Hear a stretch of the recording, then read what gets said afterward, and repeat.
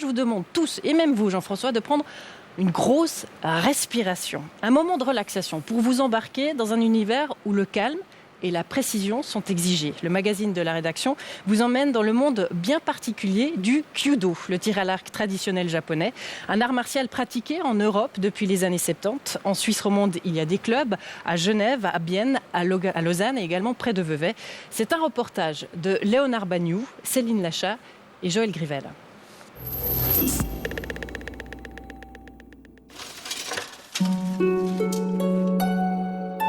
C'est surtout une ambiance, un esprit. Des gestes stricts. Le corps, il doit être dans une position vraiment, idéale.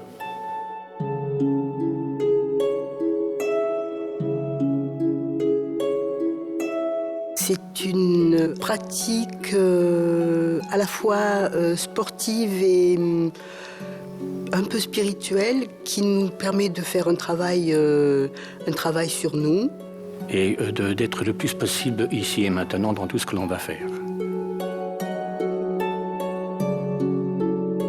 C'est à la fois difficile et quand on y arrive, c'est très agréable.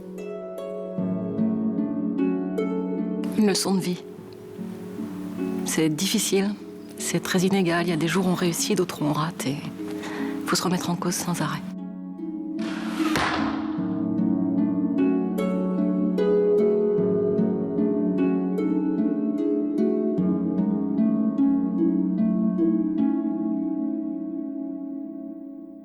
C'est ça que le pratiquant de Kyudo recherche. Éric Moisy, 30 ans de Kyudo. À Nagano, il a reçu les enseignements privilégiés d'un maître. Ils sont 1,5 million de pratiquants au Japon pour cet art martial dont l'origine est intimement liée à l'histoire du pays. Très vite, s'est développé deux aspects du tir à l'arc au Japon. D'un côté, un tir à l'arc rituel de cérémonie de cour, pratiqué par l'aristocratie, les nobles. D'un autre côté, les guerriers qui, eux, utilisaient l'arc comme une arme.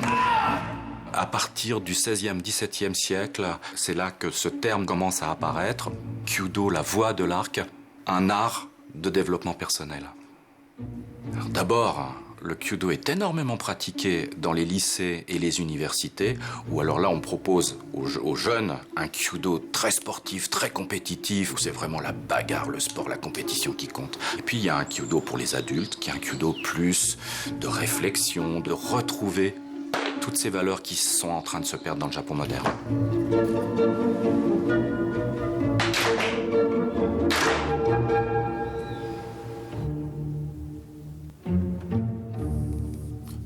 Relâche tes doigts.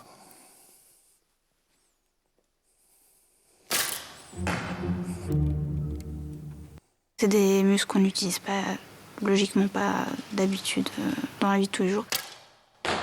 Au début, moi, je devais refermer l'arc parce que ça me faisait tellement mal que j'arrivais pas à le bander. Ça demande un effort, vu qu'on est dans une position qui est pas très naturelle, avoir les bras en l'air, c'est difficile, oui.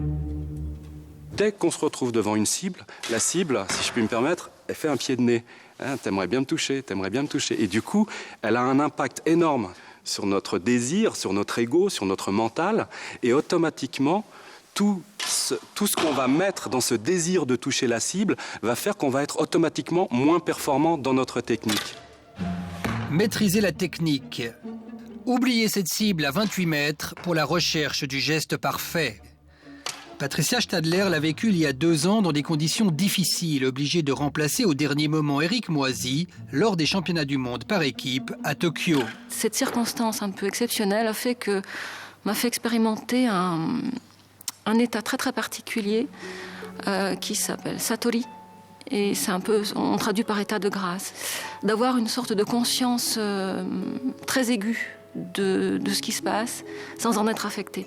Et on a réussi à faire tous les trois un exploit. Sur 12 flèches, on a mis les 12 flèches. Donc on était en symbiose complète, tous les trois. Je percevais tout, je percevais qu'il y avait de la foule. Et j'ai même vu dans le rayon de soleil un petit pétale de cerisier qui est tombé devant moi pendant que je me préparais à tirer. Et ça ne m'a pas perturbée. Je veux dire, j'étais vraiment dans un état assez extraordinaire. C'est du vrai bonheur, quoi. C'est quelque chose que je cherche maintenant. Ça va être mon but, c'est sûr. Ces vertus du kyudo sont ardues à atteindre. Pour les novices, l'objectif est tout autre. Pour l'instant, j'aimerais en mettre au moins une dans la cible. Ce que je n'ai pas encore réussi à faire. Donc, voilà.